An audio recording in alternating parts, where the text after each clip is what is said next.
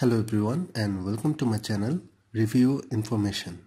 Today I will show you how to download Facebook videos in your computer without any third-party software. Let's see how to do this.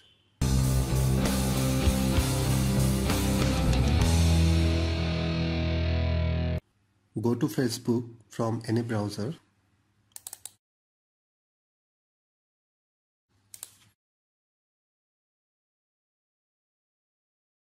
Find the video you want to download. Right-click any place on the video window, then click Show Video URL on the pop-up window.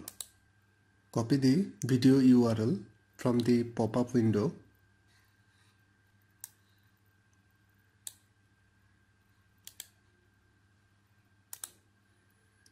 and paste it into your browser. This is the video URL which you have copied. You can see there are www. Replace this www with m. Then hit enter. The video will open in a mobile view like this. Play the video. While the video is playing, right click on the video and select Save Video As.